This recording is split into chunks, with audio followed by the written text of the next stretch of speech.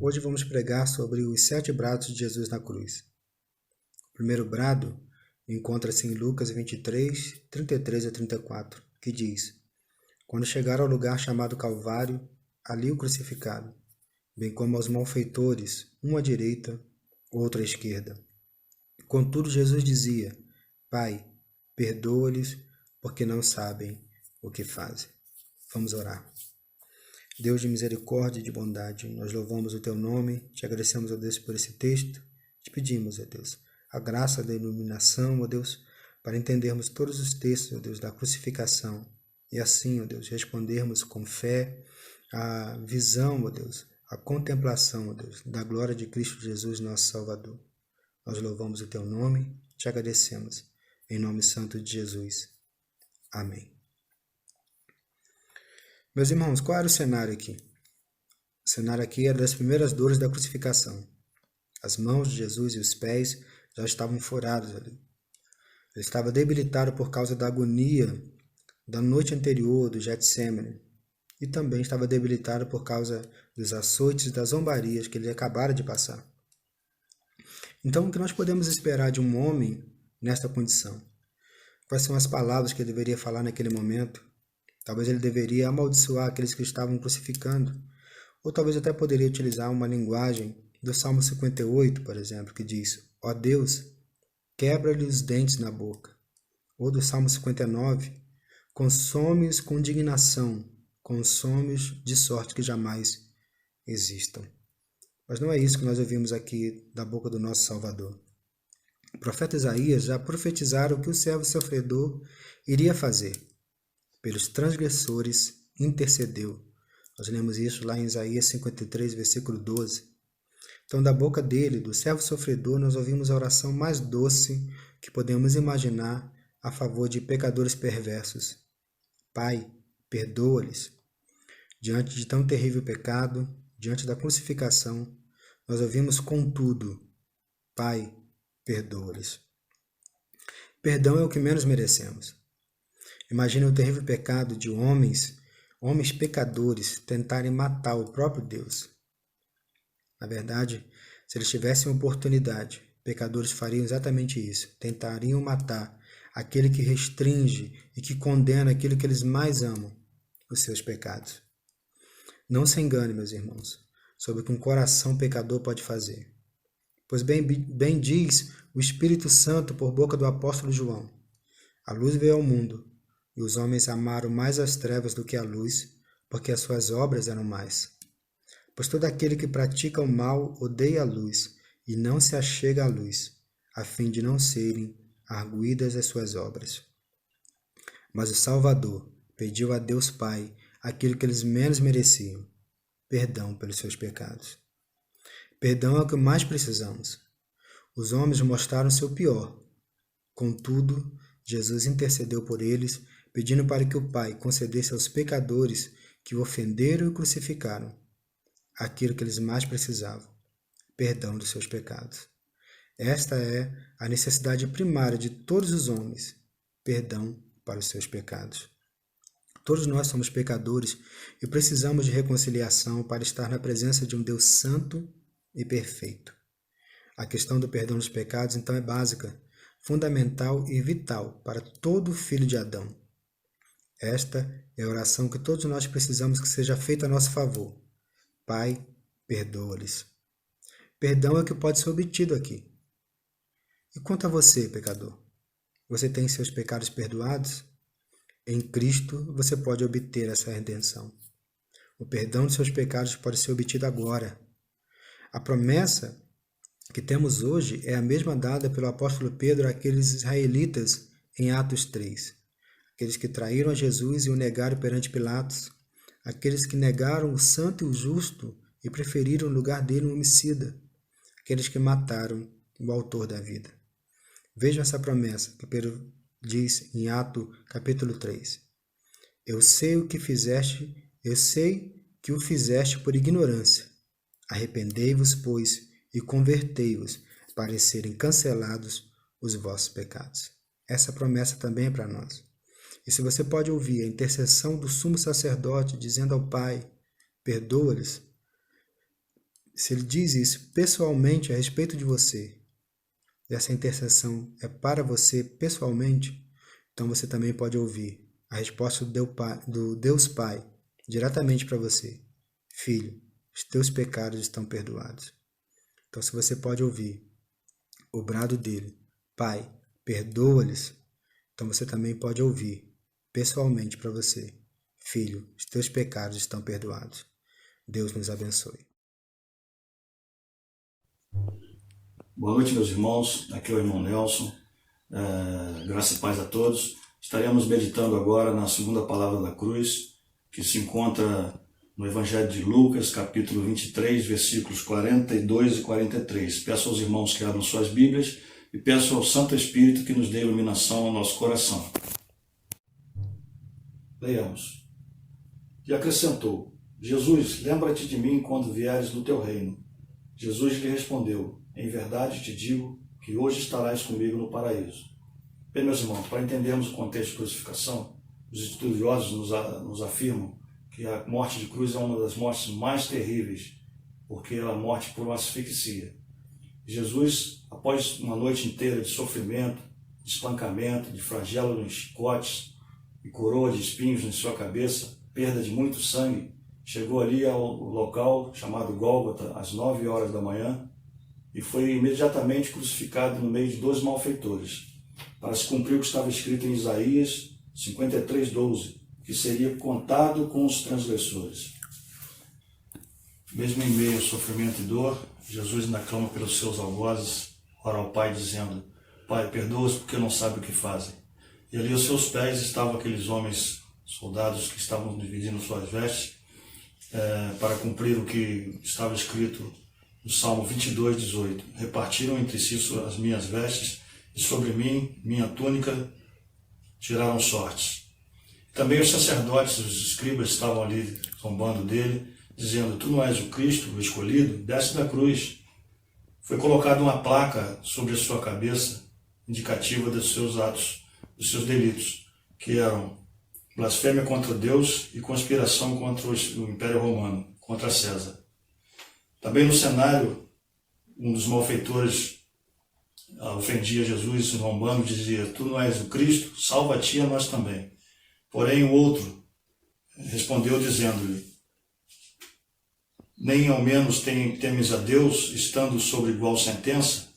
Nós, na verdade, com justiça, porque recebemos o castigo que os nossos atos merecem, mas este homem mal nenhum fez. E acrescentou: Jesus, lembra-te de mim, quando vieres no teu reino. E Jesus lhe respondeu: em verdade te digo, hoje estarás comigo no paraíso. Meus irmãos, esse homem depositou toda a sua confiança em Jesus e nele viu a sua última esperança. Entendeu que o seu reino não era desse mundo. A segunda palavra, a palavra da cruz, é a palavra de salvação. É a salvação dos que estão perdidos. Após sua morte, ele se uniu a Cristo em glória no paraíso. Vemos 2 homens diferentes e 2 atitudes diferentes. Primeiro homem, rebeldia, incredulidade e blasfêmia, um coração rejeitado por Deus. Segundo homem, humildade, reconhecimento de seus erros e crer que Jesus é Senhor e Deus. A reação do segundo homem ao ver Jesus orando pelos seus algozes tocou seu coração. Olhou para dentro de si e viu nele um vil pecador. Olhou para Jesus e viu um santo, não tinha nenhum pecado. Salvação é uma dádiva de Deus que nos ama desde a eternidade e separa para si os seus eleitos, entregando-os a Jesus. Naquele momento de sofrimento e dor, ele ainda ouviu um último clamor: Jesus, lembra-te de mim no teu reino. E ele respondeu: ainda hoje estarás comigo no paraíso, cumprindo o que ele dissera em João 6,37. Todo aquele que o Pai me dá virá a mim, e o que vem a mim de maneira nenhuma lançarei fora. É a salvação e vida eterna somente em Cristo Jesus. A Deus nos abençoe. Queridos irmãos, amigos, visitantes, muito boa noite. Saúdo a você com a paz do nosso Senhor e Salvador Jesus Cristo. Convido você a abrir as Sagradas Escrituras em João 19 e leremos os versículos 25, 26 e 27. Evangelho segundo João 19, versículos do 25 até o 27. Eu farei a leitura e os irmãos acompanhem, por favor. E junto à cruz estavam a mãe de Jesus Cristo e a irmã dela, e Maria, mulher de Cleopas, e Maria Madalena. Vendo Jesus, sua mãe, e junto a ela e o discípulo amado, disse: Mulher, eis aí o teu filho. Depois disse ao discípulo: Eis aí a tua mãe. Dessa hora em diante, o discípulo a tomou para casa. Irmãos, não temos como separar, ao imaginarmos durante a leitura desse texto o sofrimento de Maria ao ver Jesus passar por aquele momento tão doloroso.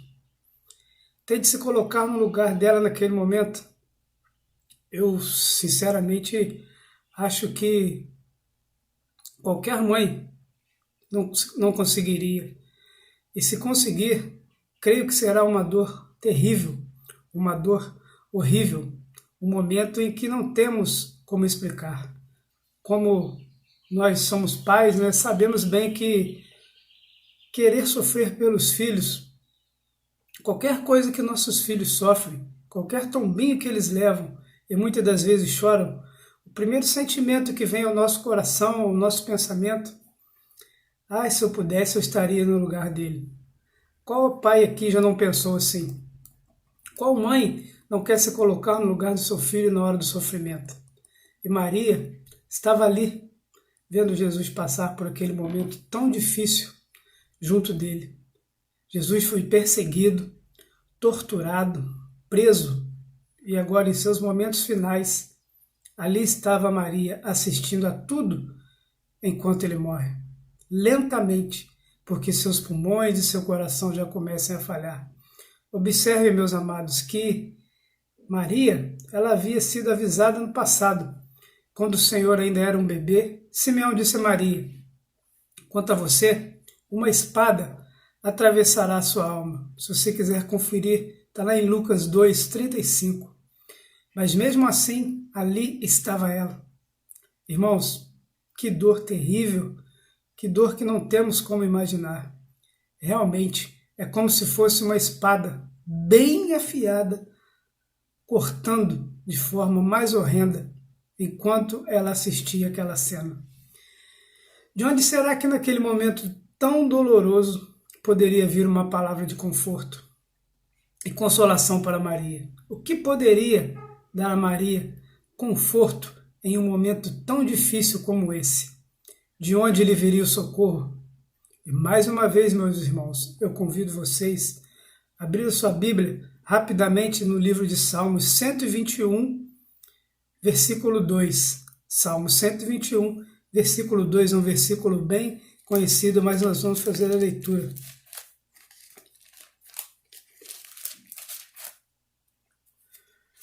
O meu socorro vem do Senhor, que fez o céu e a terra. Quando Jesus vê sua mãe ali, junto a João, juntos à cruz, próximos a eles, ele pronuncia a frase que ficaria conhecida como a terceira palavra da cruz. Para Maria ele diz: mulher, eis aí o teu filho. E para João: eis aí a tua mãe. E com essas palavras, ele a conforta e a socorre. Jesus era o filho mais velho de Maria. E agora que José já provavelmente estava morto, ele era responsável pelo sustento da sua mãe. É muito importante ressaltar que em seus últimos momentos, Jesus, nosso Salvador, estava preocupado com sua mãe em meio à dor, em meio à tortura e todas as humilhações que a crucificação estava lhe causando. Jesus atenta para os cuidados com a vida de sua mãe. E mesmo com aquele momento de dor que ela estava sentindo, ele providencia a ela um novo sustentador. E muito mais do que isso, um novo filho. É como se ele estivesse dizendo: mulher, a partir de agora, João cuidará de você. E será seu sustentador e provedor. Ele será aquele filho que tenho sido para você. João, cuida dela, como se você estivesse cuidando da sua própria mãe. Aqui nós vemos em Jesus, nos seus últimos momentos, cumprindo a lei de Deus, que vem sendo quebrada por nós inúmeras e inúmeras vezes. Jesus aqui cumpre, mesmo que em um momento de dor, de humilhação e sofrimento, as ordens de Êxodo 20:12. Honra teu pai e tua mãe, para que se prolonguem os seus dias na terra. Irmãos, quanto nós temos quebrado esse mandamento, quanto nós filhos temos desobedecido aos nossos pais, e se formos abranger esse mandamento de forma a que devemos, qual já estudamos, quanto mau testemunho temos dado por aí. Através desse mandamento, temos que respeitar nossos pais, temos que dar aquilo que Jesus deu à sua mãe naquele momento. Jesus, com suas palavras, tranquilizou Maria naquele momento tão doloroso. Filho, você que está aí sentado ao lado do seu pai nesse momento, aqueles que não estão, pensem e se perguntem: eu tenho cumprido com a palavra de Deus? Eu tenho honrado meu pai e minha mãe? Aí você pode me responder assim: Betão, mas eu estou com tão pouco tempo, eu não tenho tempo, a escola me ocupa demais, meu curso de inglês acaba comigo, e em meio disso tudo eu ainda tenho que trabalhar. Filhos, temos vivido dias difíceis. Antes da pandemia e todo esse isolamento social que nós estamos vendo, todas as coisas que esse isolamento, essa doença nos impõe, hoje nós temos um pouquinho mais de tempo sobrando. É hora de reflexão. Não pense que Covid-19 veio apenas para corrigir o mundo. Esse momento também serve de correção para nós, igreja. Pare, reflita e aproveite esse tempo que o Senhor está nos dando. Um pouco mais de honra seus pais e sua mãe. Não só nossos pais, mas também as nossas autoridades, pois esse mandamento também fala de autoridades. E você, tem orado pelas autoridades do seu país? Esse momento tão difícil, esse momento que exige tanto das autoridades, você tem orado? Ou você tem só, em um momento de desafogo, usado as redes sociais para criticar? Meus irmãos, eu tenho certeza, meus queridos, que nessa Páscoa, o nosso Senhor Jesus Cristo será lembrado muito mais que qualquer tipo de chocolate, que qualquer tipo de ovo ou qualquer outro comércio que esse momento vem impor, que é um momento de venda, que é um momento de desespero, um momento que o mundo não compreende o que é a Páscoa. Tenho certeza que o nosso Senhor Jesus Salvador será lembrado de forma diferente. É a nossa hora, e nós como igreja devemos levar o Evangelho, que é a boa nova àqueles que não ouviram ainda. Preste bem atenção, meu irmão. Jesus, naquele momento de humilhação, cumpriu com tudo aquilo que havia prometido. Honra teu pai e sua mãe. E através disso, você estará cumprindo com aquilo que o Senhor nos ensinou. Honra teu pai e tua mãe e cumpra com a palavra do nosso Deus. Vamos orar novamente. Vamos orar, meus irmãos? Senhor Deus, nosso Pai, nós te agradecemos pelo dom da vida, te agradecemos, ó Pai, porque temos o privilégio de ler a tua palavra e de falar um pouquinho dela, Senhor Deus, mesmo que em um momento difícil, em um momento de isolamento. Nós te agradecemos, ó Pai, pela eficácia da tua palavra. Te agradecemos porque ela conforta os nossos corações e principalmente, ó Pai, nos ensina. Nesse momento, Senhor Deus, no momento que nós vemos no texto, o momento de dor do nosso Senhor e Salvador, mesmo assim, Ele nos ensinou. Nós te agradecemos por tudo e te pedimos que nos ensine, que nos ajude a honrar nossos pais, a estar junto deles, Senhor Deus, a fazer aquilo que o Senhor quer que nós façamos. Pelas nossas autoridades, ó Pai, nos ajuda e coloca, Senhor Deus, em nossos corações a vontade de estarmos orando, Senhor Deus, para que tudo isso passe, que em um momento, Senhor Deus, breve, nós possamos estar juntos novamente na Tua casa. E nós, Pai, te agradecemos por tudo que tem feito em nossas vidas e ainda vais fazer em nome de Jesus. Amém. Irmãos, que Deus nos abençoe, que Deus nos ajude nesse momento tão difícil. Amém. Olá, meus irmãos, boa noite. É um prazer estar aqui com os irmãos, através de vídeo e poder estar compartilhando um pouco da palavra de Deus. Ficou de minha responsabilidade, desse vídeo que estamos fazendo das 7 palavras da cruz, de estar trazendo um pouco para os irmãos sobre a 4ª palavra proferida por Jesus na cruz, E ela se encontra lá no Evangelho de Mateus, capítulo 27, versículo 46. E diz assim: E perto da hora 9, exclamou Jesus em alta voz, dizendo: Eli, Eli, lama sabachthani, isto é, Deus meu, por que me desamparaste? Que palavras chocantes, meus irmãos? A crucificação do Senhor da glória foi o mais extraordinário evento que já aconteceu na terra. E esse brado padecente foi a mais extraordinária expressão daquela aterradora cena. Mas quem estava ali clamando, meus irmãos, pendurado naquela cruz, não era nenhum homem comum, era o Filho do Homem, aquele a qual todas as excelências se encontravam, o perfeito, o Santo de Israel, a qual nunca fez injustiça, nem dolo algum se achou em sua boca. Já dizia o profeta Isaías, no capítulo 53, versículo 9. Você já se sentiu desamparado? Eu creio que sim. A própria palavra desamparado é uma das mais trágicas em todas as línguas humanas. Quantas situações já passamos na vida e que tivemos essa sensação de abandono? Pensando no significado desta palavra, é exatamente isso. Desamparado é ser abandonado, ser esquecido, deixado para trás.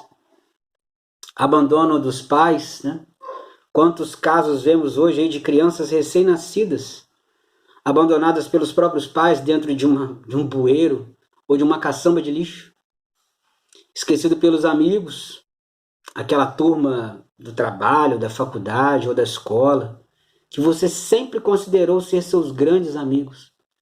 Fizeram uma confraternização entre eles e simplesmente esqueceram de te convidar. Às vezes deixados para trás pelos próprios irmãos da igreja, que não lembraram de estar com você ou não ao menos lembraram de orar naquele momento em que você mais precisava deles. Sem sombra de dúvidas, é uma das piores e mais terrível sensação que podemos sentir: estar desamparado. Olhar para a cruz e imaginar esta cena,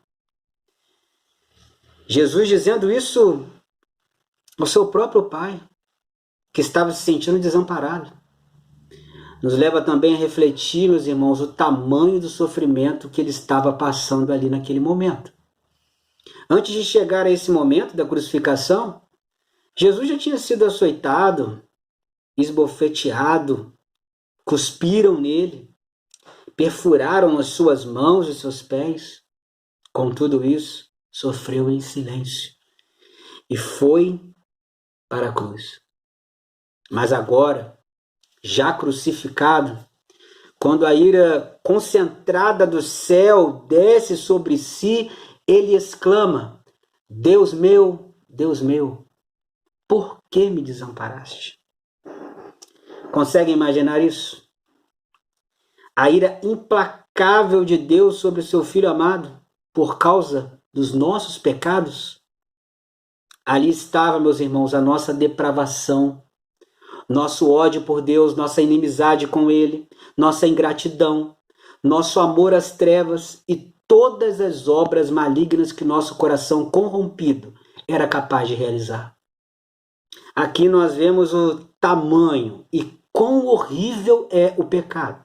O pecado é algo tão intolerável por Deus, meus irmãos, tão intolerável, que para ser pago foi necessário algo de suma importância para Deus.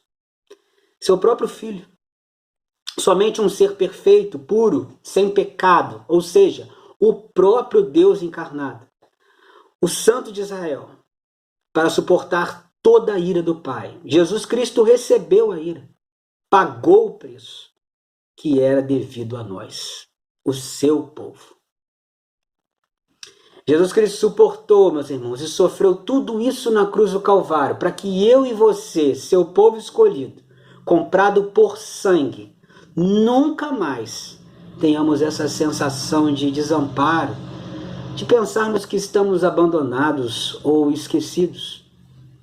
Então, meus irmãos, eu darei aqui para vocês três motivos para não termos mais essa sensação de nos sentirmos abandonados ou desamparados. E o primeiro motivo é a fidelidade de Deus. O primeiro motivo é a fidelidade de Deus. Desde o Antigo Testamento, meus irmãos, Deus havia prometido um Salvador, aquele que resgataria seu povo da escravidão do Egito e levaria para a terra prometida. E ele cumpriu. Aquele que resgataria o seu povo das mãos impiedosas dos babilônicos e cumpriu. Agora, como prova de sua fidelidade, de sua aliança eterna com o seu povo, a promessa se cumpre com o seu único filho, Jesus Cristo, que veio para nos salvar e nos dar vida, que nos tirou das trevas e nos trouxe para a sua maravilhosa luz.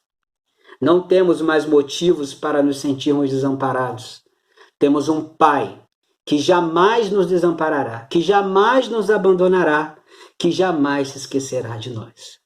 Cumprindo-se então as palavras do profeta Isaías no capítulo 49, no versículo 15, que diz assim: acaso pode uma mulher esquecer do filho que ainda mama, de sorte que não se compadeça do filho do seu ventre? Mas ainda que esta viesse a se esquecer dele, eu, todavia, não me esquecerei de ti. Não sei qual o motivo, meus irmãos, que te leva a se sentir desamparado, abandonado.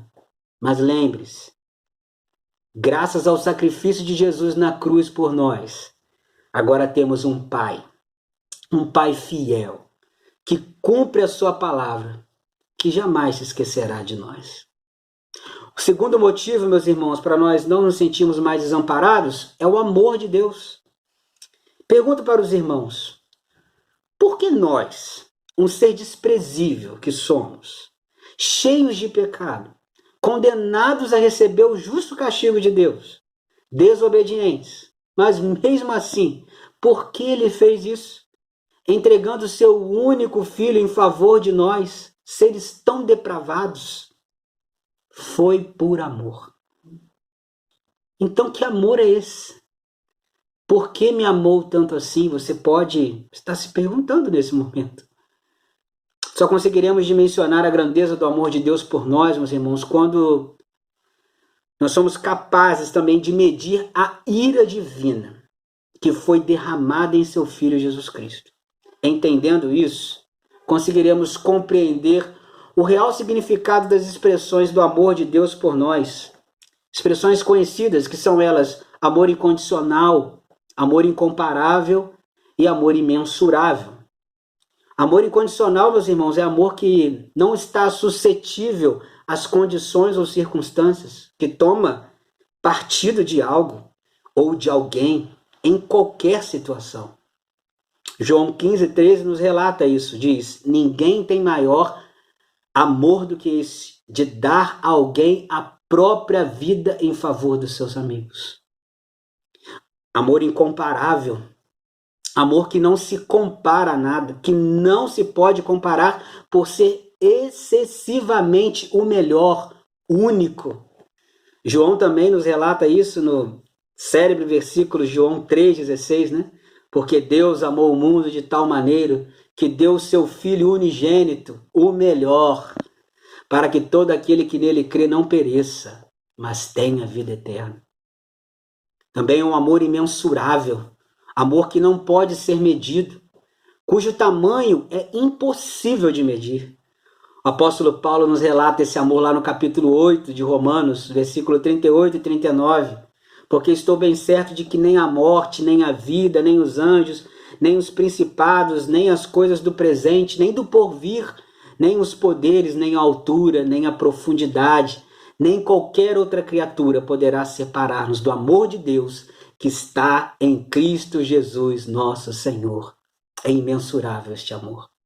Amor incondicional, meus irmãos, incomparável e imensurável de Deus por nós, não nos permite que venhamos nos sentir abandonados, porque o amor de Deus nos constrange. O terceiro motivo, meus irmãos, que nós não podemos nos sentir desamparados, para nós não nos sentirmos desamparados, né? O terceiro motivo, porque Ele é o nosso amparo. Terceiro motivo, Ele é o nosso amparo. E eis que estou convosco todos os dias, até a consumação do século. Mateus 28, 20. Que palavras de conforto, não é mesmo, meus irmãos? Em tempos de pandemia, né? Nesse estado de calamidade que o mundo se encontra por conta do coronavírus, essas palavras são um refrigério, um bálsamo para as nossas vidas, não é mesmo? Mais uma promessa de Deus que se cumpriu. Ele prometeu que nos enviaria o Consolador, o Espírito Santo, que cumpre perfeitamente esse papel. Ele é o nosso amparo. Parafraseando o Salmo 23, ele nos faz repousar em pastos verdejantes, que nos leva às águas de descanso, que refrigera a nossa alma, que nos guia nas veredas da justiça, né? E mesmo que andemos pelo vale da sombra da morte, não temeremos mal nenhum, porque Ele, o Espírito Santo, nosso amparo divino, Ele está conosco. Que maravilhoso, não é mesmo, meus irmãos? Para concluirmos, a fidelidade de Deus, o amor de Deus e que Ele é o nosso amparo, são três motivos, meus irmãos, suficientes para entendermos que o momento que Jesus se sentiu desamparado na cruz do Calvário, por causa da ira de Deus aplacada sobre ele, foi para que eu e você tenhamos a certeza que, por sermos agora reconhecidos como seus filhos, Ele jamais nos desamparará. E que Deus nos abençoe. Amém. Boa noite, irmãos e amigos. João 19, 28. Depois, vendo Jesus que tudo já estava consumado, para se cumprir as Escrituras, disse: tenho sede. Jesus, o verdadeiro Deus e também verdadeiro homem, nascido de homem verdadeiro, ao sentir o seu corpo massacrado, exclamou: tenho sede. Jesus, ao passar por tamanha tribulação física e emocional, sendo traído, preso, julgado injustamente, tendo carregado a sua própria cruz e passado horas sob o sol crucificado, Jesus exclama: tenho sede. E através dessa exclamação, ele mostra a sua total submissão à vontade de Deus e às profecias. Assim como quando Jesus foi tentado, ele poderia ter se utilizado de seus milagres para o seu próprio benefício, para satisfazer as suas próprias necessidades. Jesus, o verdadeiro Deus, Jesus que fez milagres como transformar a água em vinho, poderia ter dito uma palavra de poder e ter saciado as suas próprias necessidades para o seu conforto e para o seu benefício. Mas não, Jesus se coloca em submissão à vontade do Pai. Jesus, ao exclamar: tenho sede, ele se mostra solidário ao seu povo sofredor. Ele se mostra solidário conosco, que entregamos a nossa vida para Ele. Na cruz do Calvário, Jesus morreu, sofreu pelos nossos pecados. Jesus sofreu muito mais do que nós suportaríamos e muito mais do que nós vamos sofrer a nossa vida inteira. Às vezes nós pensamos: Deus não está vendo o nosso sofrimento, Deus não está vendo o que esse vírus, essa Covid-19 está fazendo com o mundo. Ao contrário, Deus está vendo. Deus não está dormindo nem está morto. O nosso Deus é um Deus vivo. Ele está vendo tudo o que está acontecendo. Mas também, ao mesmo tempo, nós devemos compreender que Ele já morreu por todos os nossos sofrimentos. E devemos buscar aprendizado nesse sofrimento que nós passamos hoje, que comparado ao que Jesus Cristo sofreu na cruz do Calvário, não é nada. Porque Ele sofreu por nós, para que nós pudéssemos ter a vida eterna com Ele. E não para que vivermos a vida eterna sem Ele, afastados da sua graça. Jesus, ao morrer na cruz do Calvário, Ele faz com que nós possamos ter acesso ao Pai e ter a nossa sede saciada. O ser humano hoje tem sede de poder, tem sede de ter razão, tem sede de possuir bens materiais, tem sede de prazer incontrolável que nunca é saciado. Nem a mais poderosa droga pode saciar, porque ele não conhece ou não quer entregar a vida dele para a verdadeira água da vida, para a verdadeira água que pode saciar sua sede espiritual, a sua sede desde o seu nascimento, que o ser humano tem um vazio no seu coração, e esse vazio é a falta de Deus no seu coração. Por isso, meu irmão, meu amigo, entrega a sua vida verdadeiramente para Jesus, e Ele vai saciar a sua sede. Nós possamos ser abençoados e também pregar a palavra de Deus, em nome de Jesus. Olá, eu quero falar com você a respeito do texto de João, capítulo 19, versículo 30, que diz: Quando, pois, Jesus tomou o vinagre, disse, está consumado, e inclinando a cabeça, rendeu o Espírito. Até agora, ouvimos falar sobre o sofrimento do nosso Senhor na cruz.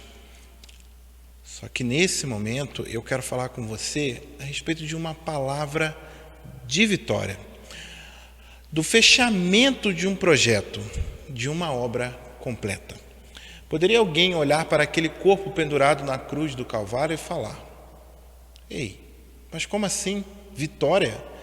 Esse homem esmagado pelo sofrimento, esse homem agora quebrado por tudo o que aconteceu com ele, como vitória? Mas naquela cruz estava alguém vitorioso. Aquele homem que tomou daquele vinagre e disse, está consumado, é alguém vitorioso. Ele estava ali terminando uma obra, estava ali fechando o que ele tinha combinado com o Pai. E eu quero que você entenda dessa forma, por algumas informações que eu quero trazer para você nesse texto. A primeira delas é a seguinte: nesse momento estão cumprindo todas as profecias. Quando Deus falou lá no Éden que da semente da mulher nasceria alguém que pisaria na cabeça da serpente e que a serpente morderia o calcanhar desse descendente da mulher, aquilo ali foi uma profecia, foi o primeiro evangelho a se ouvir falar. E esse primeiro evangelho está se cumprindo nesse momento. Realmente, o Filho de Deus está sendo moído e machucado pelas nossas iniquidades. Também, eu tenho que dizer para você que ali naquele momento que ele disse, está consumado, o sofrimento acabou. O pior já tinha passado. A sua missão de pagar os pecados da humanidade chegou ao fim, foi concretizada. Outra lição importante que nós precisamos entender desse texto é que Cristo cumpriu o motivo da sua vinda como ser humano aqui nesse mundo. O Deus que se encarnou, ele se encarnou porque ele precisava morrer e ele precisava cumprir a lei no nosso lugar. Então, Cristo agora viveu a lei no nosso lugar e ali estava chegando ao final da sua vida. E a sua morte agora foi o pagamento pelos nossos pecados. Ele viveu cumprindo a lei no nosso lugar e ele morreu para pagar os nossos pecados. Agora, qual é a importância para nós falarmos que o Senhor Jesus cumpriu a profecia, terminou o seu sofrimento e cumpriu o propósito da sua encarnação? Porque isso é uma boa nova, isso é uma boa notícia, é uma notícia que deve trazer alegria para o meu e para o seu coração. O pagamento foi feito. Agora, diante de Deus, a dívida de todo aquele que crê em Jesus foi paga. Essa é a palavra que significa está consumado. Foi algo que aconteceu naquele momento da história que tem um efeito para todo sempre. Ou seja, os pecados que cometemos, os que ainda iremos cometer, foi pago pelo nosso Senhor naquele momento. Já não estamos mais debaixo da condenação. Hoje somos novas criaturas no Senhor. Não temos mais motivo de choro, de pranto. Não, nós fomos libertos e remidos pelo sangue daquele Cordeiro Imaculado que derramou na cruz do Calvário. A pergunta que eu faço a você nesse momento é: você tem valorizado essa tão grande graça que te alcançou? Esse tão grande bem que chegou a você, você tem valorizado? Deus, Ele fez muito por você, Ele investiu tudo em você. Investiu o seu Filho Jesus Cristo. E Ele tem feito uma promessa, que todo aquele que nele crer não irá perecer, mas terá a vida eterna. O sexto brado do Senhor Jesus na cruz foi: está consumado, dizendo que a dívida dos seus eleitos está paga. Louvemos ao Senhor, glorifiquemos o seu santo nome, porque Ele tem pago os nossos pecados e tem nos dado o direito de sermos chamados filhos de Deus. Que o Senhor Deus te abençoe. Amém. Meus irmãos, chegamos aos momentos finais da humilhação de Jesus e do sofrimento do nosso Salvador. Depois de termos visto a sua graça ao perdoar, ao oferecer o paraíso ainda naquele dia e de se preocupar com os cuidados de Maria, sua mãe, nós o vemos sofrer fisicamente, ele teve sede, e nós também o vemos sofrer espiritualmente. Ele se sente abandonado e ele faz o seu lamento ecoando as palavras do Salmo 22. Tudo isso para que ele pudesse dizer: está consumado. O preço dos nossos pecados estava pago, a sua humilhação estava prestes a terminar. E Lucas registra assim os momentos finais do Salvador. Leia comigo o texto que vai aparecer aí na sua tela. Já era quase a hora sexta, e escurecendo-se o sol, houve trevas sobre toda a terra até a hora nona, e rasgou-se pelo meio o véu do santuário. Então Jesus clamou em alta voz: Pai, nas tuas mãos entrego o meu espírito. E dito isto, expirou. Vendo o centurião o que tinha acontecido, deu glória a Deus, dizendo: verdadeiramente, este homem era justo. E todas as multidões reunidas para esse espetáculo, vendo o que havia acontecido, retiraram-se a lamentar, batendo nos peitos. Entretanto, todos os conhecidos de Jesus e as mulheres que o tinham seguido desde a Galileia permaneceram a contemplar de longe estas coisas. Meus irmãos, o nascimento de Jesus não foi um momento ordinário. Sua morte não seria diferente. Sua morte também foi um momento extraordinário. Lucas nos conta que o sol falhou em entregar a sua luz por 3 horas, do meio-dia até as 3 da tarde. Eu não tenho dúvidas, meus irmãos, de que esse não era um simples eclipse. Os eclipses registrados pela natureza não passam dos 7 minutos, enquanto esse durou 3 horas. Alguns podem pensar que essa escuridão era a ausência de Deus, mas o Senhor se mostra presente ao rasgar o véu do templo de cima para baixo. Esse véu era um símbolo da separação entre Deus e a humanidade. Deus e a humanidade estavam separados porque o homem pecou contra Deus. O homem só podia se aproximar de Deus por meio de um mediador. O sumo sacerdote era um esboço, era um rascunho do que seria o Senhor Jesus para nós. O sumo sacerdote atravessava esse véu uma vez por ano apenas para oferecer ofertas pelo seu pecado e pelos pecados do povo de Deus. O nosso Senhor Jesus, com a sua oferta, com o seu próprio sangue, acaba com a separação entre Deus e os homens. Por causa dele, por causa de Jesus, Deus o Pai rasga o véu de cima para baixo, mostrando assim que a antiga aliança chegava ao seu fim e agora começava a nova aliança do sangue de Cristo. Essa nova aliança estava sendo inaugurada. O templo não seria mais o local da presença de Deus, mas Jesus enviaria o seu Espírito, o Espírito Santo, para habitar em cada um de nós. E agora nós olhamos com pesar para as últimas palavras de Jesus na cruz. Pai, nas tuas mãos entrego o meu espírito. Meus irmãos, as últimas palavras de Jesus não são apenas um comentário da sua morte, mas também sobre a sua vida. Do começo ao fim, Jesus viveu para servir a Deus. Do começo ao fim, ele se entregou a Deus e à sua obra. Esse era o seu modo de vida, se entregar ao Pai, fazer tudo para o Pai. O salmo que Jesus cita ao morrer demonstra toda a sua confiança no Pai, confiança essa que durou até os seus últimos suspiros.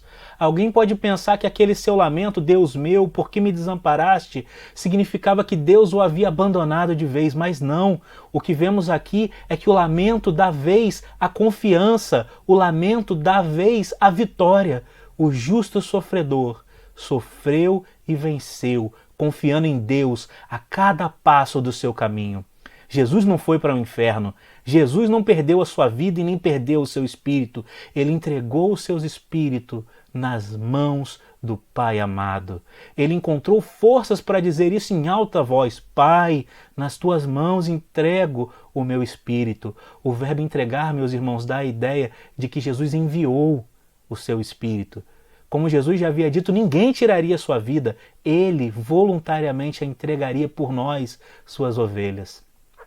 Eu concluo lembrando a reação daquele oficial do exército romano, daquele centurião e da multidão que estava ao redor. Não há outra reação possível ao que o Senhor Jesus fez por nós naquela cruz. Nós só podemos reconhecer que ele realmente era justo, inocente, o Filho de Deus. Nós devemos lamentar o nosso pecado como aqueles que saíram batendo no seu peito em sinal de arrependimento. Pode ser que mesmo estando dentro da igreja, você esteja numa posição parecida com a daqueles seguidores de Jesus do versículo 49, olhando para ele de longe. Venha para perto e assim você terá segurança. Assim como Jesus, você terá a segurança de saber que o seu espírito está confiado às mãos do Pai e que ele de maneira nenhuma te lançará fora. Onde está a sua confiança? Se ela estiver em Cristo, podemos dizer como ele: Pai, nas tuas mãos entrego o meu espírito. E mesmo que a morte se aproxime de você, mesmo que você ande pelo vale da sombra da morte, você tem a certeza de que o seu espírito irá para Deus. E assim como Jesus um dia ressuscitou, você também um dia ressuscitará. Jesus ressuscitou, ele vive como nós veremos na mensagem do próximo domingo. E nele nós temos vida e vida em abundância. Vamos orar. Senhor, graças te damos por ter enviado seu Filho ao mundo, para que todo que nele crê não morra, mas tenha vida eterna. Ajude-nos a viver para a tua glória, movidos pela tua graça. Oramos no nome do nosso Salvador Jesus, que ressuscitou e está nos céus intercedendo por nós. Amém. Que Deus abençoe a cada um de vocês. Amém.